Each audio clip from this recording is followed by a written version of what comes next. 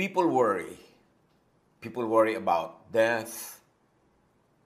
People worry about life. Talaga lang mahilig mag-worry ang mga tao. Don't worry about the details of life.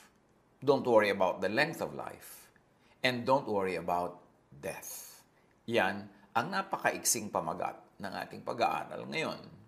Ecclesiastes 5:18-20. I have seen what is best for people here on earth. They should eat and drink and enjoy their work, because the life God has given them on earth is short. So si Solomon, sa kahinaba-haba ng kanyang napakatalinong buhay, ay may mga naipong mga karunungan na iniwan sa atin sa Book of Ecclesiastes, among others. Kasi sinabi niya, ang pinakamabuting gawin ng tao, na habang nabubuhay sila sa balat ng lupa, ay kumain, uminom, at ma-enjoy nila ang kanilang ginagawa. Dahil maiksi lang naman ang buhay na ipinahiram sa atin ng Diyos dito sa balat ng lupa. Sayang ang panahon, ang buhay, pag inubos sa nega. Because what could be lacking in quantity, kahit hindi ganun kahaba ang buhay sa gusto ng marami, we can compensate in quality. Dapat hindi lang quantity time, kundi quality time ang buhay. So ang sabi ni Solomon, enjoy food and drink, which really means enjoy simple, basic, affordable, attainable pleasures. Pag sinabing food and drink, pwede yung literal, pero pwede mo rin basahin metaphorically na yung mga kaya mo, afford mo, mga simpleng bagay na nakaka-enjoy din naman, huwag mong kakaligtaang enjoyin. Ecclesiastes 2:24, a person can do nothing better than to eat and drink and find satisfaction in their own toil. So kumain, uminom, at magkaroon ng kasiyahan sa pamamagitan ng mga sariling ginagawa sa buhay. Hindi yung ginagawa ng iba. Hindi yung ipinagmamalaki mo, achievement ng iba. Hindi umaasa ka sa food and drink ng iba. Yung sarili mong mga pinagsisikapan, yun daw ang dapat mong enjoyin.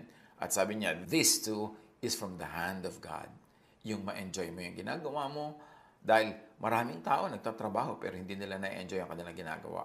So para hindi mo bantayan ang buhay, hindi mo antayin o iwasan o katakutan ng kamatayan, maging busy ka sa pag-enjoy ng buhay. Yung mga simpleng affordable, enjoyin. Kung hindi mo kaya yung mga mamahaling enjoyment. At enjoyin mo ang trabaho mo. Bakit? Kasi kailangan naman natin magtrabaho lagi. Maraming tao kailangan lagi maghugas ng plato, maglaba, mamalansya, maglinis, maghugas ng kotse, o kaya ay magtrabaho sa mga pabrika, sa mga opisina. Laging nagtatrabaho ang tao. Well, most people anyway. Pero pag hindi mo ina-enjoy yung trabaho mo, di ba sayang ang oras? Sayang ang buhay na hindi ka pala nag-e-enjoy. Dahil kailangan din naman magtrabaho, so kailangan enjoyin ang trabaho. Ecclesiastes 3:12-13, I know that there's nothing better for people than to be happy and do good while they live. So dinagdagan ni Solomon ng perspective yung dapat ginagawa sa buhay to do good. That each of them may eat and drink and find satisfaction in all their toil. This is the gift of God, which really means a balanced life. That we work, we enjoy what we do, and we enjoy the fruits of what we do. Ecclesiastes 8:15, so I commend the enjoyment of life, because there is nothing better for a person under the sun than to eat and drink and be glad. Then, joy will accompany them in their toil all the days of the life God has given them under the sun. Mahalaga, nagtatrabaho, nai-enjoy ang bunga ng trabaho, at nai-enjoy din habang nagtatrabaho, nai-enjoy ang trabaho. How to not worry about the details of life and even of death? Sabi nga, enjoy work. Your work. Colossians 3:23, whatever you do, work at it with all your heart, as working for the Lord, not for human masters. Isa daw yan ang sikreto ng kasiyahan sa buhay, na dahil nasisiyahan ka, hindi mo na tuloy nababantayan ng oras, hindi ka naiinip, hindi ka rin naman nasosobrahang bilis sa buhay, hindi ka natatakot, hindi ka nagkakaroon ng oras na mag-isip ng mga kamatayan at mga kinakatatakutan ng tao, kasi ay preoccupied ka with enjoyment and happiness. At para daw mangyari yun, ano man ang ginagawa mo, ituring mong ginagawa mo yan para sa Diyos, ituring mo na yan ay pagluwalhati sa Diyos, ituring mong it's an act of worship, enjoyin mo siya, ma-enjoy ka rin ng mga gumagamit ng yung mga produkto or services, at ma-enjoy ka rin ng mga katrabaho mo, then ang buhay, hindi magkakaroon ng puwang para sa mga pamomroblemang nagpapabigat lang ng loob. So work, not only for income, to please and glorify God. That's what you should do. Work to please and glorify God by working and living as you were designed. How can you do what you do as if you're doing it for the Lord?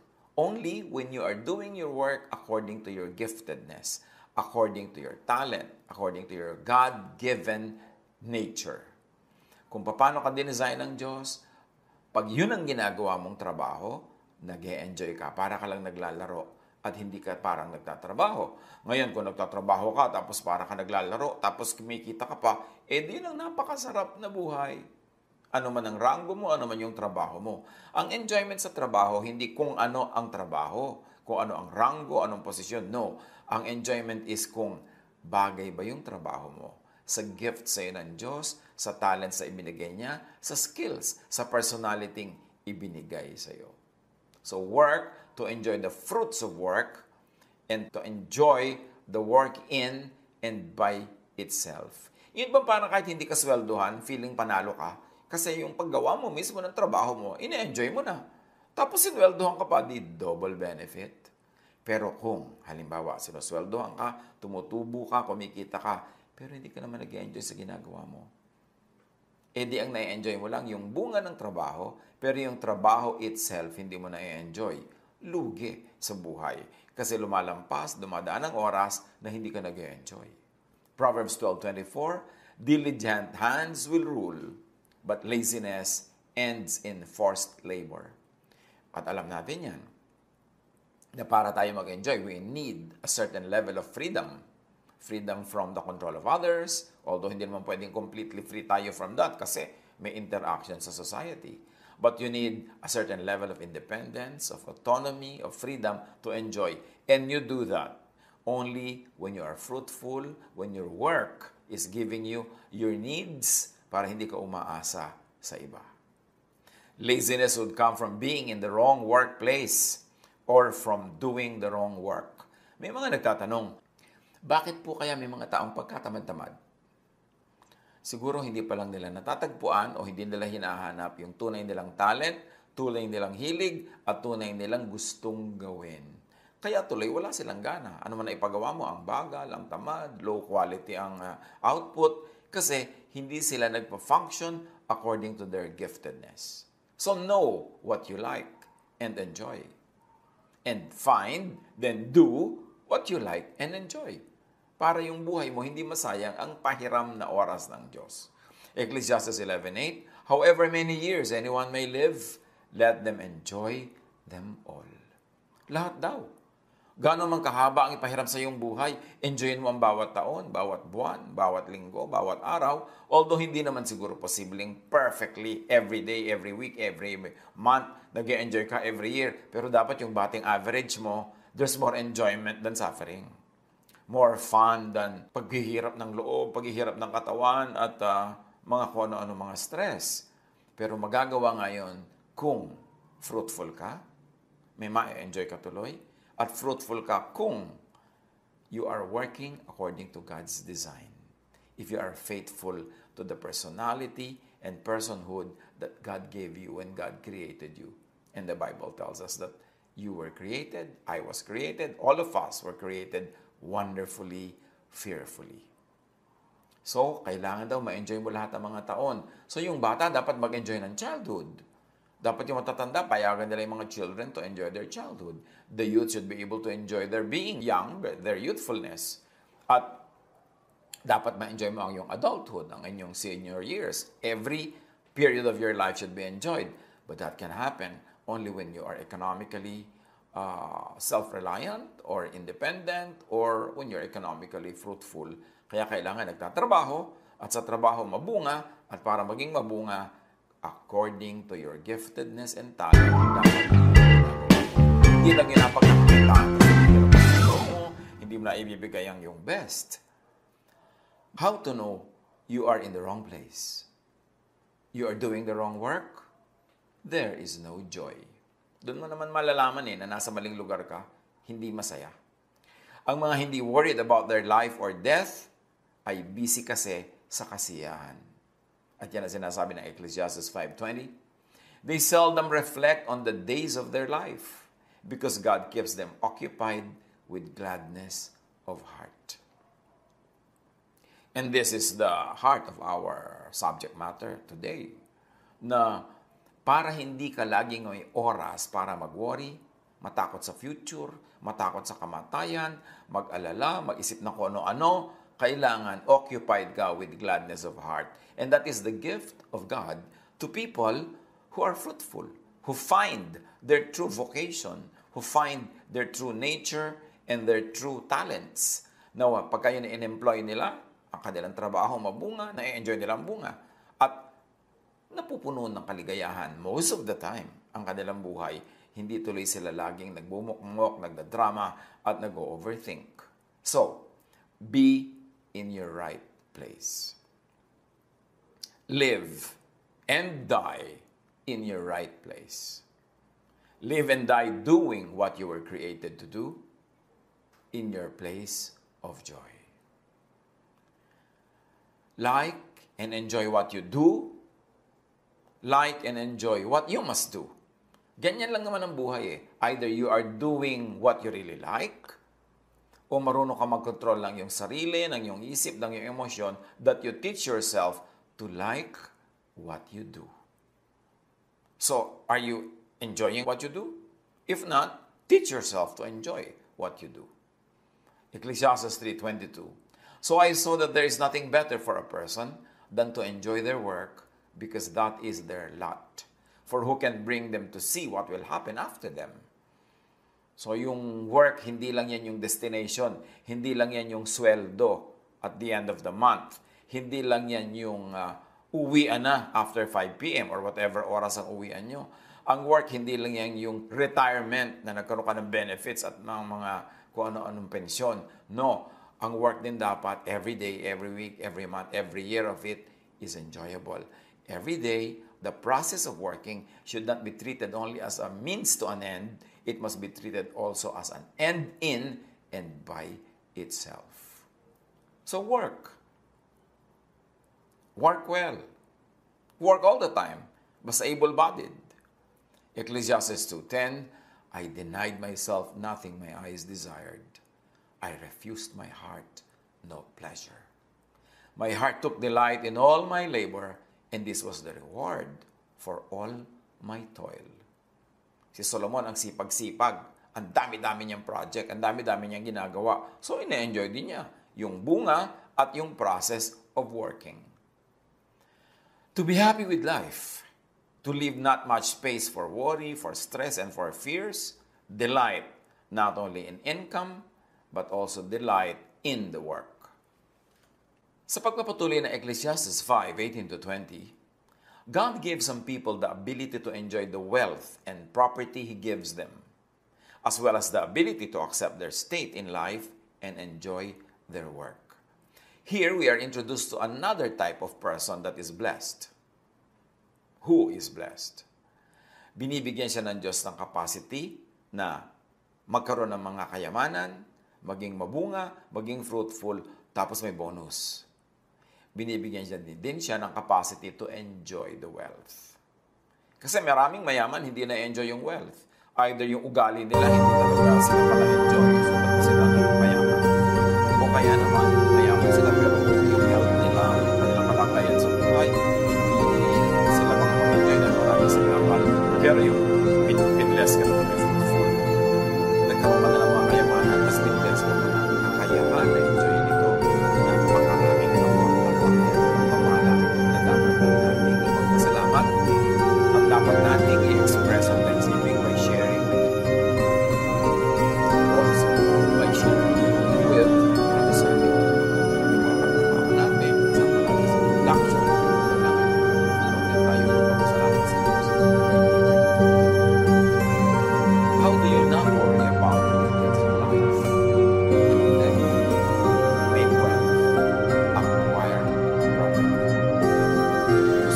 maraming conservative religiosity, pinapasama yung may wealth ka, may property ka. Ang Diyos ang nagbibigay ng lahat ng yan. The earth is the Lord's and everything. Sabi ko nga sa Bible, the house of the righteous man is filled with treasure. Kasi blessing din ng Diyos, hindi dapat na ikita. Hindi dapat ikabili. Lalo, hindi dapat na itago. Kailangan ipagpasalamat natin sa Panginoon. Proverbs 10:4, lazy hands make for poverty, but diligent hands make for wealth. So, hindi lang pinag-range lang ng wealth. So, huwag tayo masyadong magkontento agad na wala pa tayong effort, wala pa tayong pera, tayo kontento pa natin. Tapos yung mga tao, mga sa buhay, hindi ko bigyan. Tunay na pagpunan gagawin para marami tayong kasama sa pag-enjoy ng buhay at sa pagpunan sa kapwa, sa pagpunan. Proverbs 19. Wealth attracts many friends. Even the closest friend always deserts them.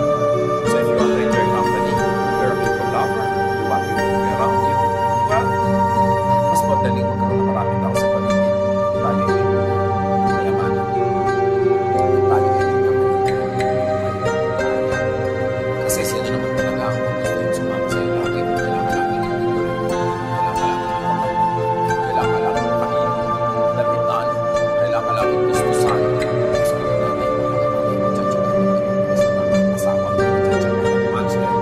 Kaya ang mahalaga nga sa buhay is to be productive, to be fruitful. Para mas madali sa mga tao na makikipag-usap.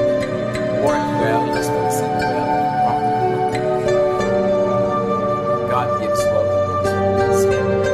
Obey moral law and obey and operate by natural law. What do you mean by that? Marami mga tao kasi religious na hindi ko righteous. Pero bakit? Hindi blessed. Hindi blessed na career. Blessed na leisure. Blessed socially. Pero very righteous when it's not religion. Kasi maraming religious laws. Marami na righteousness. Iniimbento ng tao. Inidevelop ng religion. Pero ang natural law is God's law of religion.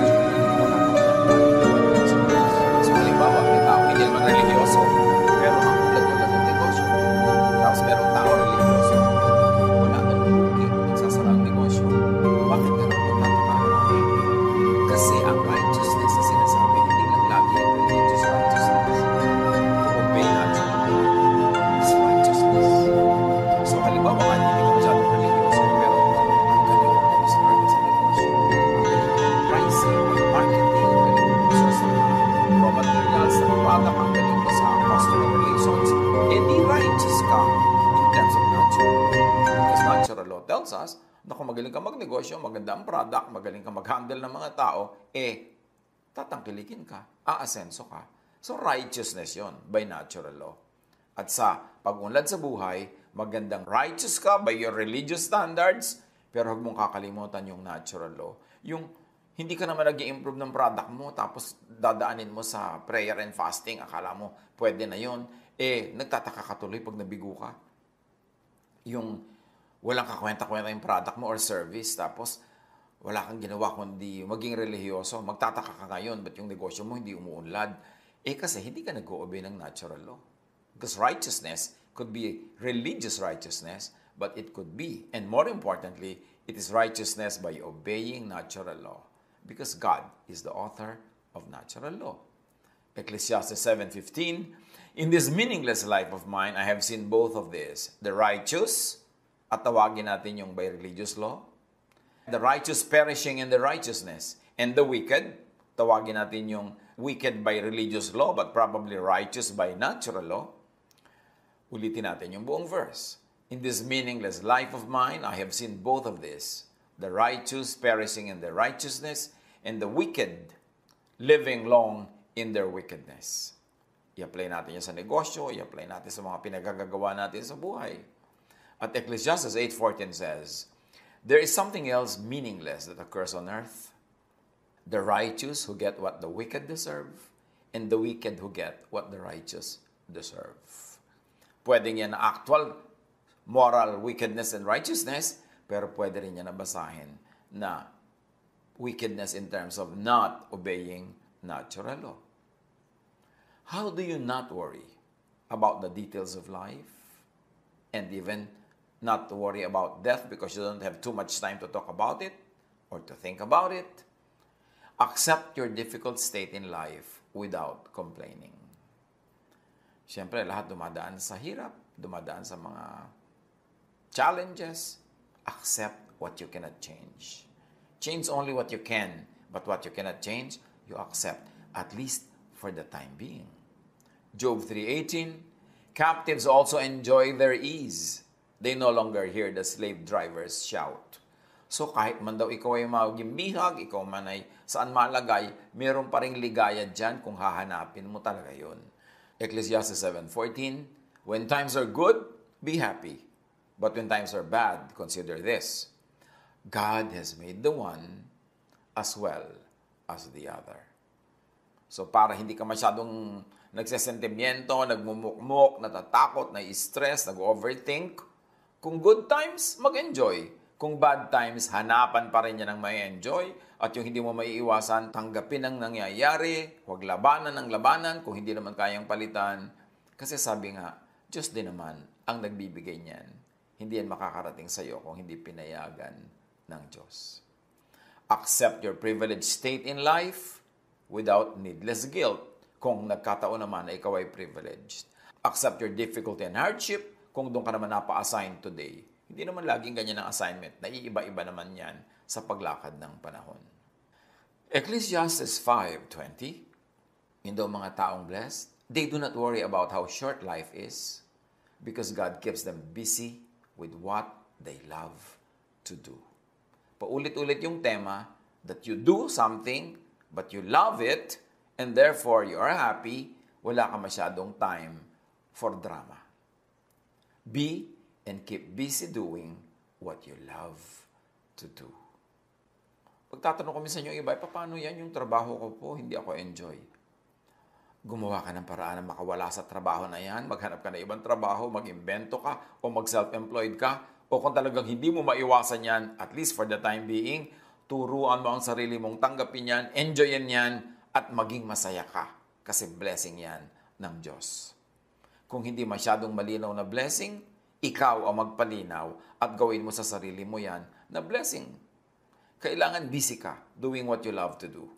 Kaya mahalaga nga, sa pag-aaral pa lang, pinipili mo na yung career na patungo doon sa talagang gusto mong gawin. Hindi patungo doon sa madaling ma-employ, madaling magkatrabaho, yung malaki ang sweldo, tapos hindi ka naman masaya. Kailangan nandun ka sa masaya ka. Why? Kasi pag masaya ka, magiging productive ka. At pag productive ka, pagkakaperahan mo rin yan. Yung ginagawa mong trabaho na sa tingin ng mga matatanda. Kung minsan, pag gusto mo mag-aral ng ganito at ganun, tanong nila, ano magiging trabaho mo? Paano ako susweldo? Kasi siyempre, hindi naman laging malawak ang exposure nila sa lahat ng mga bagay-bagay. Pero pansinin ninyo sa mga kakilala nyo, mga kaibigan, mga kababata, kung sino nagyamanan. Madalas pa ngayon mga school dropout Madalas yung may mga street smart. No? Tapos yung madalas yung mga honor-honor. Well, nagkakaroon naman sila ng trabaho, nagkakaroon naman sila ng vocation, pero hindi nagiging outstandingly tipak ang kita nila. Madalas ganun, hindi naman laging ganun, meron ding exceptions. Kasi usually, yung mga dropout, yung mga mahilig mag-imbento ng gagawin, yung mga creative, yun ang nakakagawa ng talagang gusto nila. Sila ang tuloy ang nag-a-achieve at sila yung nagkakaroon ng wealth. Do not be busy watching other people's lives. Gusto mo maging miserable? Lumungkot? Mainis? Magalit? Panoorin mo ang buhay ng kapwa mo. Bantayan mo ang kanyang pag-asenso, kainggitan mo, pagchismisan ninyo. Don't do that. Pagka ganyan, magiging miserable ka. Pag miserable ka, matatakot ka sa kamatayan, maiisip mo ang buhay, kung ano-anong nervyos ang papasok sa buhay mo.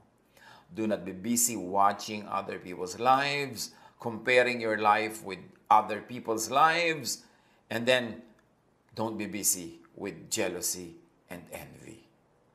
Kakainin ka niyan, sisirain kang parang kalawang. Job 5:2, resentment kills a fool, and envy slays the simple. Pagka ikaw ay nagagalit sa magagandang kapalaran ng iba, nagagalit ka sa kanilang pag-asenso, naiinggit ka, sinisira mo ang iyong sarili. Proverbs 14:30, a heart of peace gives life to the body, but envy rots the bones. Sabi nila, isa daw sa mga pinakamahirap na sakit ng katawan ay yung sakit ng bone. Kaya siguro ito ang ginamit na example sa Bible, sa Proverbs, na pagka tahimik ang puso mo, tahimik ang buhay mo, mapayapa ka, hindi ka mainggitin, hindi ka magagalitin, hindi ka nagsiselos, yung katawan mo lulusog. Pero subukan mo daw maging inggitera, daig mo pa ang may cancer sa buto. Kasi maraming damages na ibibigay yan sa iyong emosyon, sa iyong espiritu, sa iyong katawan. James 3:16, for where you have envy and selfish ambition, there you find disorder and every evil practice. Kahit sa ang profesyon, kumisan nga kahit sa ministry pa, yung mga naiinggit sa mga mabunga, sa ministry, o sa work, sa profesyon, gumagawa yan naman kung ano-anong mga kabalbalan na nakakasira sa kanila rin, nakakasira sa kapwa, nakakasira sa kanilang pagkatao. Kasi pagka may inggit, ang tao nabubulag at nakakagawa ng napakaraming mali. Do not be busy plotting against others, plotting and engineering events. Stressful, yung wala kang ginagawa kundi magplano para kung paano mo tatalunin ng kapwa, paano siya ipapahiya, paano siya mabibigo. At mahirap din yung plano ka ng plano kung paano si Maria ay magkikita sila ni Mario mamaya sa buwan ng Mayo, sa araw ng Linggo. I-engineer mo yun para mangyari, nakakapagod yun. Pero marami mga tao mahilig mag-engineer. Ini-engineer nila ang mangyayari sa mga tao sa paligid nila, ang gagawin ng mga tao. Kaya pagod na pagod sila sa pagsulat ng script, sa pagdidirect ng event, at sa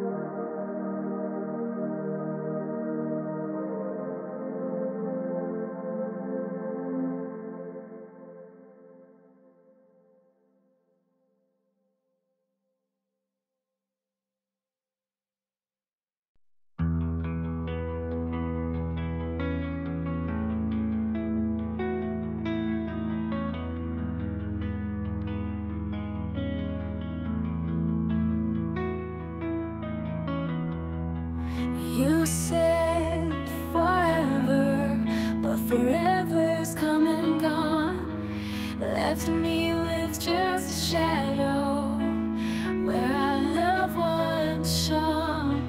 I tried to hold on tight, but you